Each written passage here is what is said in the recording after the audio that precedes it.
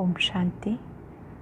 आज 4 अक्टूबर 2021 के साकार मधुर महावाक्य हैं और आज बाबा बहुत सुंदर अनुभव शेयर करने की बात कर रहे हैं कि आप ब्राह्मण जब आपस में मिलते हो तो एक दूसरे के साथ ये अनुभव साझा करो कि किस तरह से हम बाबा को याद करते हैं, कितनी देर हम बाबा की याद में रहते हैं। विशेष जब हम भोजन करते हैं तो उस समय कितनी देर बाबा याद रहा और क्या क्या याद आया। बाबा ने कहा ट्राई करके देखो, रेस करो, पूरा समय भोजन करते बाबा याद रहे, अपने ऊपर अटेंशन देना है।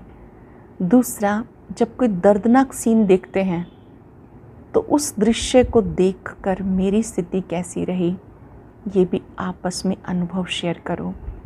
बाबा की याद की भिन्न भिन्न युक्तियाँ रचो, कैसे भी करके याद करना है, चार्ट रखना है। माया चार्ट रखने नहीं देती है, चलते चलते थक जाते हैं। बाबा ने कहा सच्चे बाबा के साथ सच्चा चार्ट देते रहना है, माया के तूफानों से अडोल रहना है। बस एक ही फिक्र रखो कि बाबा याद रहे।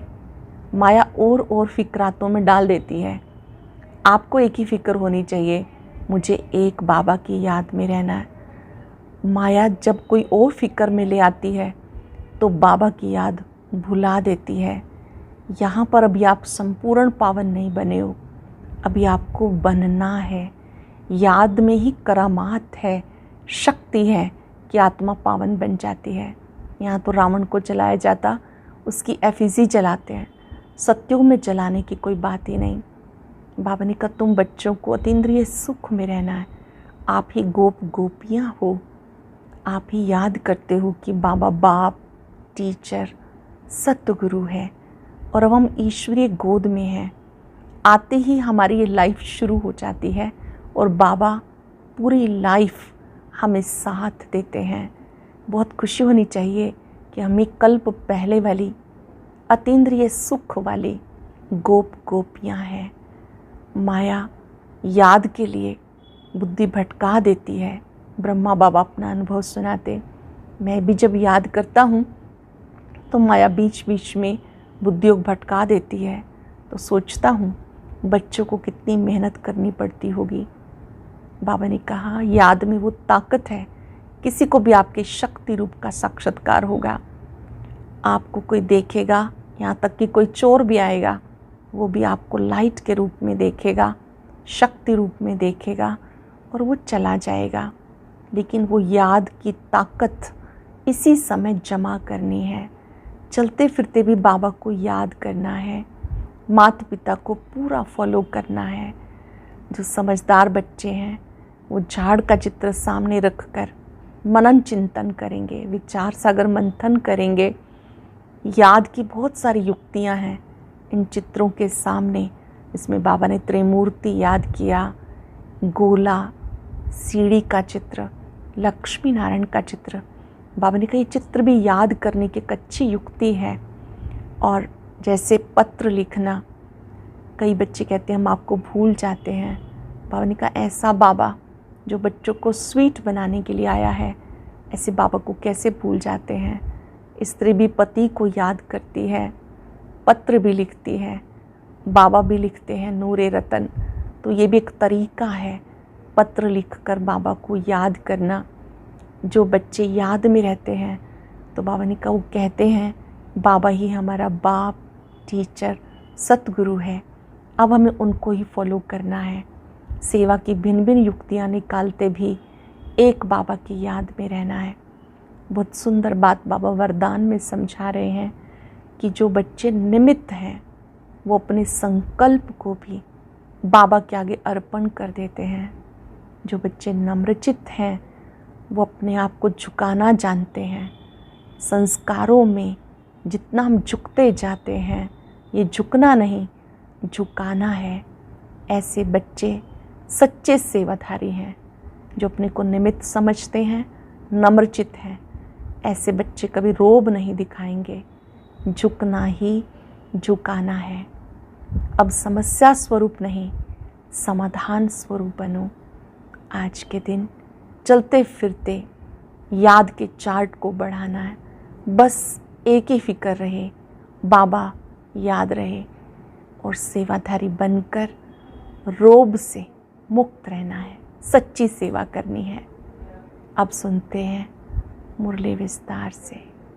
बाबा कहते, मीठे बच्चे, बाप को याद करने की भिन्न भिन्न युक्तियाँ रचो, पुरुषार्थ कर चार्ट रखो, थको नहीं, तूफानों में अडोल रहो।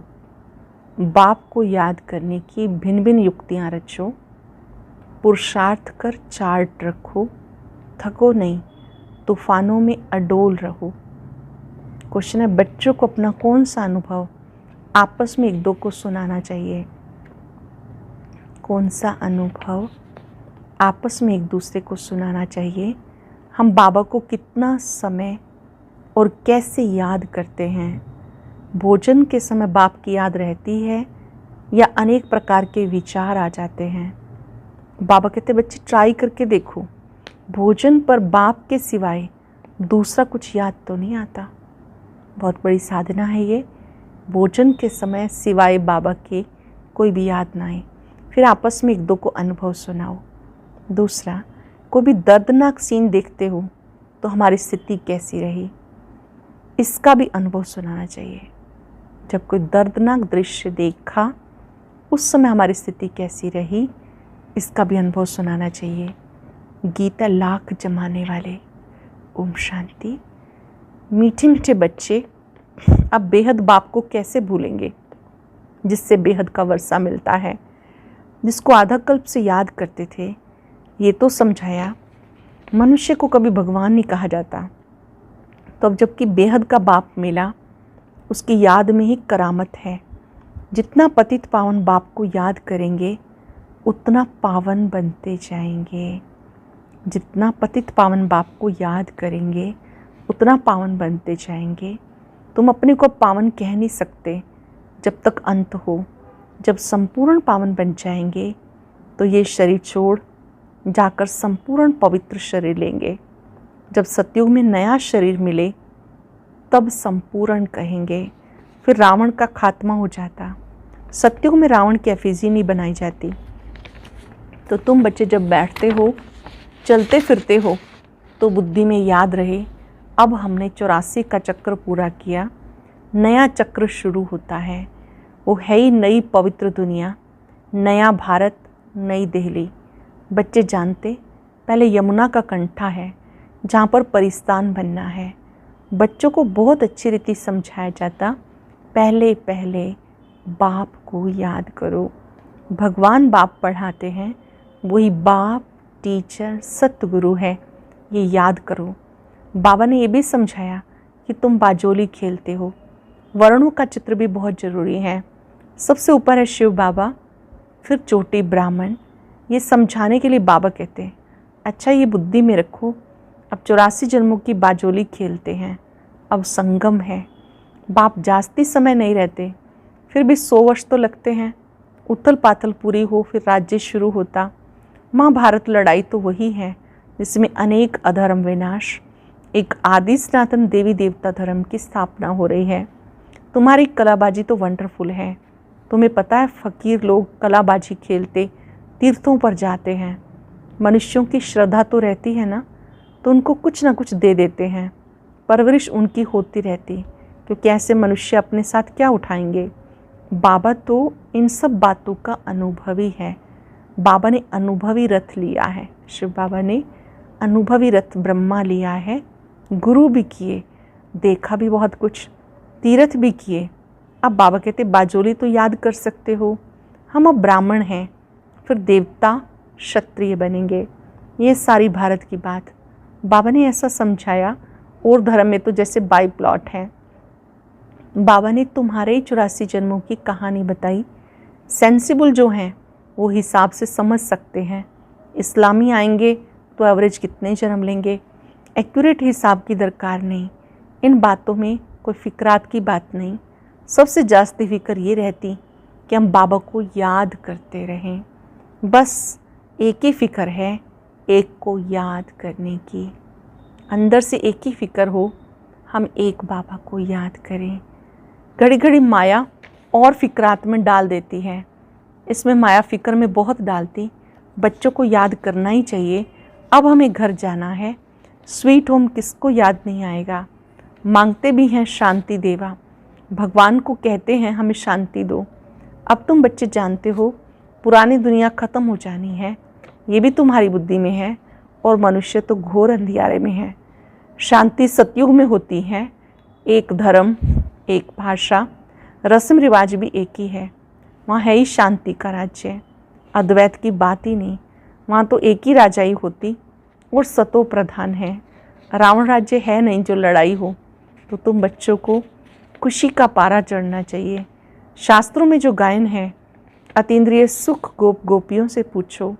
गोप गोपियाँ तुम हो ना, तुम सम्मुख बैठे हो।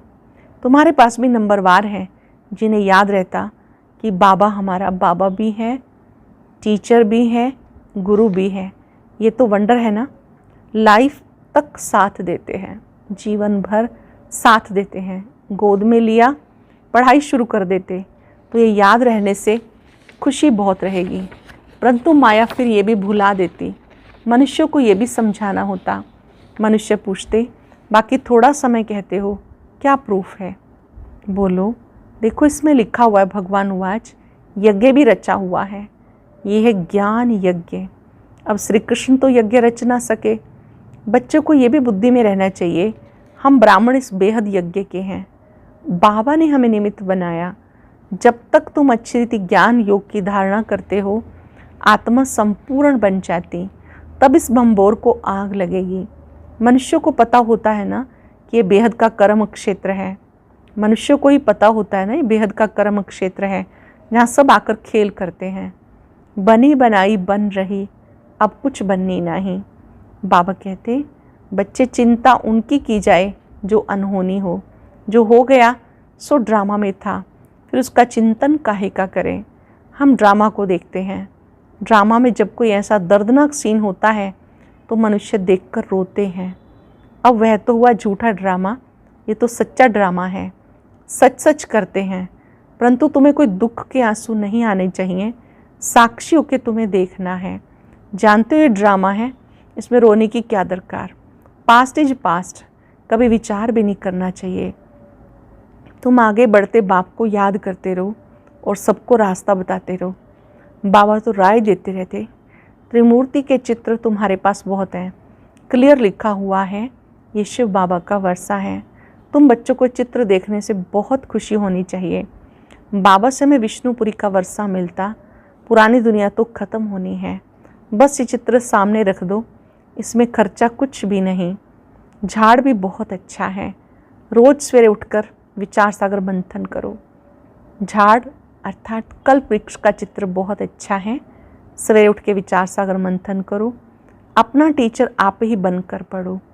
बुद्धि तो सबको है, चित्र अपने घर में रख दो। हर एक चित्र में बहुत फर्स्ट क्लास ज्ञान है। कहते हैं विनाश होगा तो तुम्हारी बाप के साथ प्रीत है ना। कहते भी हैं सतगुरु मिला दलाल के रूप में, तो तुम्हें कितनी अच्छी अच्छी बातें समझने समझाने के लिए मिली। फिर भी माया का पंप बहुत है। 100 वर्ष पहले बिजली गैस आदि थोड़ा ही थी। 100 वर्ष पहले बिजली गैस ये सब नहीं था। आगे वायसराय आदि 8 घोड़ों की गाड़ी में आते थे। आगे साहूकार लोग गाड़ी में चढ़ते थे। अब तो विमान आदि निकल पड़े। आगे कुछ नहीं था। 100 वर्ष के अंदर क्या हो गया। मनुष्य समझते यही स्वर्ग है। अब तुम बच्चे जानते हो स्वर्ग तो स्वर्ग है, ये सब पाई पैसे की चीज़ें हैं। इसको आर्टिफिशियल पंप कहा जाता। अब तुम बच्चों को ये फुरमा रखना चाहिए, हम एक बाप को याद करें जिसमें माया विघन डालती है। हम लक्ष्य रखते हैं एक बाबा को याद करें, इसमें माया विघन डालती। बाबा अपना मिसाल बताते, भोजन करता हूँ, बहुत कोशिश करता हूँ याद में रह के खाऊं, फिर भूल जाता हूँ। समझता हूँ बच्चों को कितनी मेहनत करनी पड़ती होगी। अच्छा बच्चे, तुम ट्राई करके देखो, बाबा की याद में रह के दिखाओ। देखो सारा समय याद ठहर सकती हैं। अनुभव सुनाना चाहिए। बाबा सारा समय याद ठहर नहीं सकती, बहुत किस्म किस्म की बातें याद आ जाती। बाबा खुद अपना अनुभव बताते। बाबा ने जिसमें प्रवेश किया ये भी पुरुषार्थी है, इन पर तो बड़े झंझट हैं।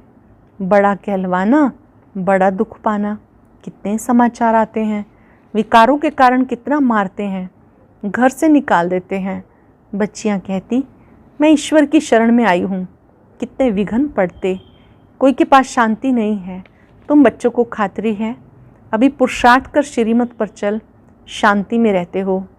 इस बाबा ने कई ऐसे घर देखे जहाँ आपस में मेल मिलाप में बहुत रहते हैं। साकार बाबा ने ऐसे बहुत घर देखे हुए हैं जहाँ आपस में बहुत प्रेम प्यार से मेल मिलाप से रहते हैं। सभी बड़ों की आज्ञा में चलते हैं। कहते हैं हमारे पास तो जैसे स्वर्ग लगा पड़ा है। अभी बाबा तुम्हें ऐसे स्वर्ग में ले जाते जहाँ सब प्रकार के सुख हैं। बाबा ऐसे स्वर्ग में लेकर जाते जहाँ हर प्रकार के सुख हैं। अब तुम उस दुनिया के मालिक बनते हो। राजा रानी प्रजा में फ़र्क होगा ना। आगे राजाएं लोग बहुत भभके में रहते थे, ये तो ठहरे पतित। और रावण के राज्य में विचार करो सत्युग में क्या होगा। सामने चित्र लक्ष्मी नारायण के रखे हैं। श्री कृष्ण के लिए झूठी बातें लिख दी, बदनामी कर दी। झूठ माना झूठ, सच की रत्ती नहीं। अब तुम समझते हम स्वर्ग के मालिक थे। 84 जन्म ले बिल्कुल शुद्र बुद्धि बन गए। क्या हाल हो गया, फिर पुरुषार्थ कर क्या बनते हो। बाबा पूछते भी हैं ना कि तुम क्या बनोगे, तो सब हाथ उठाते हैं। हम सूर्यवंशी बनेंगे। हम तो माता पिता को पूरा फॉलो करेंगे, कम पुरुषार्थ थोड़े ही करेंगे। सारी मेहनत याद और आप समान बनाने पर है। इसलिए बाबा कहते जितना हो सके सर्विस करना सीखो। है बहुत सहज। ये शिव बाबा, ये विष्णुपुरी, लक्ष्मी नारायण का राज्य होगा। ये बहुत अनुभवी है। सीढ़ी पर तुम समझा सकते हो। तुम बच्चों को झाड़ देखने में ही बुद्धि में सारा ज्ञान आ जाना चाहिए। ये जो लक्ष्मी नारायण हैं, इनकी राजधानी कहाँ चली गई, किसने लड़ाई की, जिससे हराया। अब तो वो राज्य है नहीं। इन ईश्वरीय बातों को कुछ नहीं जानते। तुम बच्चों को ये भी साक्षात्कार हुआ कैसे गुफाओं खानियों में जाके सोने हीरे ले आते हैं। ये साइंस तुम्हारे सुख के लिए होगी। यहाँ है दुख के लिए, वहाँ एरोप्लेन भी फुल प्रूफ होंगे। बच्चों ने शुरू शुरू में सब साक्षात्कार किए, पिछाड़ी में भी बहुत साक्षात्कार करेंगे। ये भी तुमने साक्षात्कार किया। चोर लूटने आते, फिर तुम्हारी शक्ति का रूप देख भाग जाते। ये बातें पिछाड़ी की हैं। चोर लूटने तो आएंगे, तुम बाप की याद में खड़े होंगे तो एकदम भाग जाएंगे। आप अपनी स्वस्थिति में रहेंगे तो भाग जाएंगे। बाबा कहते बच्चे खूब पुरुषार्थ करो। मुख्य बात है पवित्रता की। एक जन्म पवित्र बनना है। मौत सामने खड़ा है। कुदरती आपदाएं बहुत कड़ी आएंगी, जिसमें सब खत्म हो जाएं। शिव बाबा इन द्वारा समझाते, इनकी आत्मा भी सुनती है। ये बाबा सब बताते। शिव बाबा को तो अनुभव नहीं है, बच्चों को अनुभव है। माया के तूफान कैसे आते हैं, पहला नंबर में ये है, तो इन्हें सब अनुभव होगा। तो उसमें डरना नहीं और डोल रहना है। बाप की याद में रहने से शक्ति मिलती है। कोई बच्चे चार्ट लिखते हैं, फिर चलते चलते बंद कर देते। बाबा समझ जाते थक गया है, चार्ट लिखना छोड़ देते। तो बाबा समझ जाते कि बच्चा थक गया है। पारलौकिक बाप जिससे इतना बड़ा वर्षा मिलता, ऐसे बाप को कभी पत्र भी नहीं लिखते, याद ही नहीं करते। ऐसे बाबा को कितना याद करना चाहिए। शिव बाबा, हम आपको बहुत याद करते हैं। आपकी याद बगैर हम भला कैसे रह सकते हैं। जिस बाप से विश्व की बादशाही मिलती, ऐसे बाप को कैसे भूलेंगे। एक कार्ड लिखा, वह भी याद किया ना। लौकिक बाप भी बच्चों को चिट्ठी लिखते हैं। नूरे रतन स्त्री पति को कैसे चिट्ठी लिखती है। यहाँ तो दोनों संबंध हैं। यहाँ तो शिव बाबा पिता भी हैं, आत्माओं के लिए साजन भी हैं। दोनों ही संबंध हैं। याद करने की युक्ति है। कितना मीठा बाबा है। हमसे क्या मांगते हैं, कुछ भी नहीं। वो तो दाता है, देने वाला है, वो लेने वाला नहीं। शिव बाबा दाता है, देने वाला है, वो लेने वाला नहीं। कहते हैं स्वीट चिल्ड्रन में आया हूँ, भारत को खुशबूदार बगीचा बना के जाता हूँ। अच्छा मीठे मीठे सिक्किलदे बच्चों प्रति माता पिता बाप दादा का याद प्यार गुड मॉर्निंग। रूहानी बाप की रूहानी बच्चों को नमस्ते। रूहानी बच्चों की रूहानी बाप दादा को नमस्ते, गुड मॉर्निंग। शुक्रिया बाबा, शुक्रिया। धारणा के लिए सार। पहले पॉइंट है, सूर्यवंशी बनने के लिए माता पिता को पूरा पूरा फॉलो करना है। याद में रहने की, आप समान बनाने की मेहनत करनी है। पुरुषार्थ कर श्रीमत पर चल शांत रहना है। बड़ों की आज्ञा माननी है। वरदान है, स्वयं को सेवाधारी समझकर झुकने और सबको झुकाने वाले निमित्त नम्र चित्त भाव। स्वयं को सेवाधारी समझकर झुकने और सबको झुकाने वाले निमित्त और नम्र चित्त भाव। निमित्त उसे कहा जाता जो अपने हर संकल्प, हर कर्म को बाबा के आगे अर्पण कर देता है। निमित्त बनना अर्थात अर्पण होना। और जो नम्रचित्त है, नम्रचित्त वो है जो झुकता है। जितना संस्कारों में, संकल्पों में झुकेंगे उतना विश्व आपके आगे झुकेगी। झुकना अर्थात झुकाना। ये संकल्प भी ना हो कि दूसरे भी हमारे आगे कुछ तो झुके। जो सच्चे सेवाधारी होते हैं वो सदा झुकते हैं, कभी अपना रोब नहीं दिखाते। सच्चे सेवाधारी सदा झुकते हैं, कभी अपना रोब नहीं दिखाते। झुकना अर्थात झुकाना। स्लोगन है, अब समस्या स्वरूप नहीं समाधान स्वरूप बनो। समस्या स्वरूप नहीं समाधान स्वरूप बनो। आज हम सब अभ्यास करेंगे। मैं निमित्त हूँ, नम्र चित्त हूँ। ओम शांति। आज की अव्यक्त मुरली जरूर सुने। उसके लिए ऊपर दिए गए बॉक्स को टच करें।